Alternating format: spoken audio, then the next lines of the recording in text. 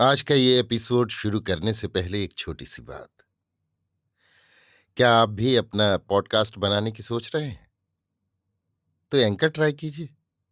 ये पॉडकास्ट बनाने का सबसे आसान तरीका है। नंबर 1, ये फ्री है।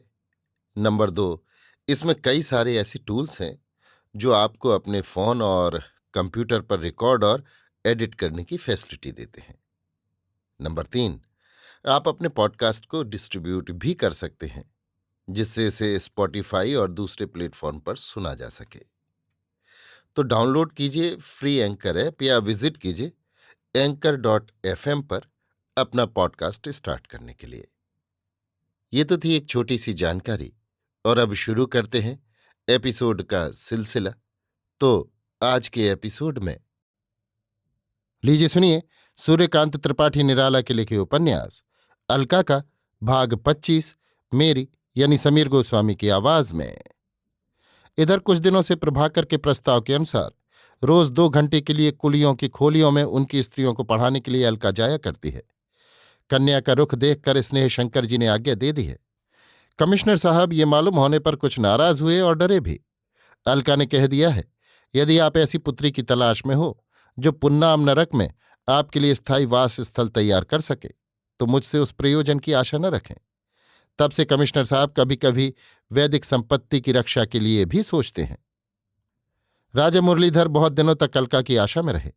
आशा की नाव के खेने वाले मल्लाह उन्हें पार कर स्वयं पैसे से निराश नहीं होना चाहते थे, इसलिए अपार सागर में वे केवल खेते थे। और मास्टर मोहनलाल भी आज तक 10 देकर 20 लिखते आए थे। उन्हें देर के लिए दिक्कत न थी, जबकि ताल्लुके की आमदनी सत्य के अस्तित्व की तरह चिरंतन थी और नौकरी बालू की भीत। दीर्घकाल तक जब कोई उपाय न मिला, केवल उपाय करने वालों की संख्या बढ़ती रही, तब आप राजा साहब ने एक दिन महादेव प्रसाद को याद किया। आने पर खुद अपना मतलब समझाया और अपने कमरे से अलका को पहचान लेने के लिए दिखाया। ये भी कह दिया कि ये असिस्टेंट डिप्टी कमिश्नर साहब के यहाँ अक्सर जाया करती हैं। महादेव ने अच्छी तरह देखा, फिर राजा साहब की दूरबीन उठाकर देखा। देखकर दंग रह गया। कुछ ताज्जुब में हो? राजा साहब ने कहा। ताज्जुब की चीज ही है हुजूर। महादेव प्रसाद ने एक बार फिर दूरबीन से देखकर कहा, ये तो वही शोभा है जो भग गई थी। वो है? राजा साहब आश्वस्त होकर बोले, जिस स्वर में दूसरी ये ध्वनि होती है कि हमारी रियाया है, हम जब चाहें भोग सकते हैं। हाँ सरकार, वही है, फर्क कहीं जरा नहीं दिख रहा। क्या हुजूर जानते हैं ये मकान किसका है? उसी स्नेह शंकरा का है हुजूर, वही है ये। स्नेह शंकर हमारे यहां से कुछ ही फासले पर तो रहते हैं। जरूर इन्होंने इसे भगाया होगा। एक सावित्री सावित्री कहकर इनके यहां है, वो भी भगाई हुई है लोग कहते हैं। इसको ले आना कौन बड़ी बात है? कोई बड़ी बात नहीं। राजा मुरलीधर के हृदय में प्रतिध्वनि हुई। अलका पढ़ाने के लिए रात को रोज जाती है, ये ताड़कर महादेव ने कहा। मोटर पर आप बैठ लीजिए, कुलियों की खोली के उधर वाला रास्ता 8-9 बजे तक एक तरह बंद हो जाता है। तांगे वाले को मैंने साध कर मुट्ठी में कर लिया है, वो भी मदद करेगा। 2 सिपाही ले चलें, बस पकड़कर मोटर पर बैठा लेंगे और सदर लेते चले चलेंगे। फिर वो उसके देवता अपने काबू में है। मुरलीधर को बात जंच गई। आज की रात का निश्चय हो गया। 9 बजे अलका लौटी। अलका के चल चुकने के बाद प्रभाकर चला। कुछ दूर तक एक ही रास्ता चलकर प्रभाकर को घूमना पड़ता था। अलका तांगे पर आती जाती थी, प्रभाकर पैदल। ठीक स्थल पर तांगा रुका। राह निर्जन हो रही थी। 2 आदमी आए और एक एक हाथ पकड़ लिया। अलका पहले से जानती थी कि उस पर अत्याचार होगा, इसलिए बहुत ज्यादा नहीं चौंकी। एक बार मुंह देख लिया। लोगों ने खींचा, वो चली गई। मोटर पर लोगों ने बैठाल दिया। मोटर चली तो हाथ ढीले कर दिए। मालिक की नमक हलाली के प्रमाण स्वरूप मालिक की बगल में ही उसे ला बैठाला था। मालिक ने मुस्कुराकर कहा, बड़ी मेहनत ली, अब के दोबारा तुम्हें पाने की तैयारी की। बड़ी मेहनत ली, अब के दोबारा तुझे पाने की तैयारी की, कहकर जेब से निकाल ठीक छाती पर पिस्तौल दाग दी।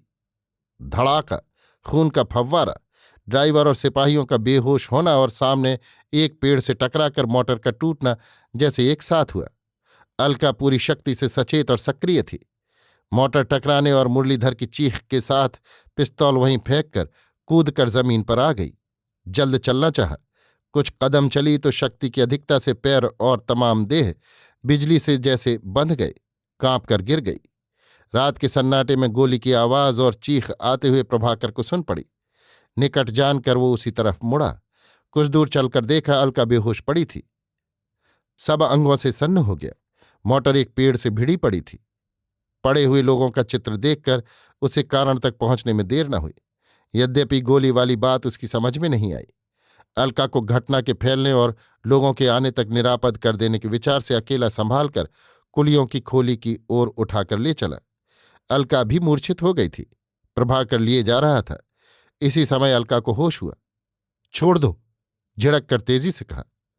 आप अभी स्वस्थ नहीं हैं, मुझे खड़ी कर दीजिए, मैं इस तरह नहीं जाना चाहती। प्रभाकर संभाल कर खड़ी करने लगा, पर पैर कांप रहे थे। उसे फिर गिरने से पहले पकड़ लिया। कहा, आप मुझे क्षमा करें, आप स्वयं नहीं चल सकती, मुझे यहीं लेटा दीजिए और कोई तांगा ले आइए, रूखे भाव से अलका ने कहा। प्रभाकर लाचार हो गया। वही अपने कुर्ते पर लेटाकर कुलियों की खोली की तरफ गया। घटनास्थल से काफी दूर आ चुका था। एक कुली को रास्ते पर पीपल के पेड़ के पास जल्द तांगा ले आने के लिए कहकर लौट आया। अलका की हालत सुधर रही थी। प्रभाकर धोती के छोर से हवा कर रहा था। इसी समय तांगा लेकर कुली आया।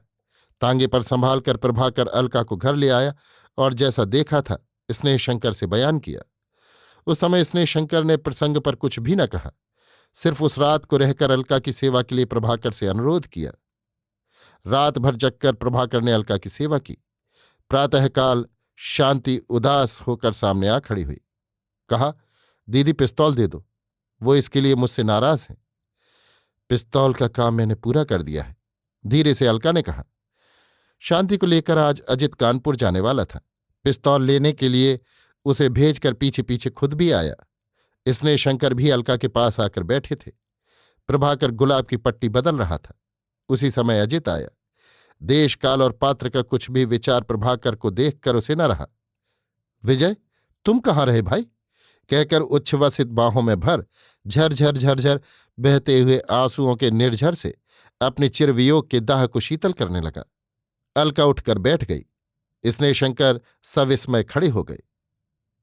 तुम्हें वही किसान फिर बुला रहे हैं भाई, क्षमा मांगी है। और क्या कहूं, कितने प्रयत्न किए, पर शोभा शायद सदा के लिए चली गई। अभी आप सुन रहे थे सूर्यकांत त्रिपाठी निराला के लिखे उपन्यास अलका का भाग 25, मेरी यानी समीर गोस्वामी की आवाज में।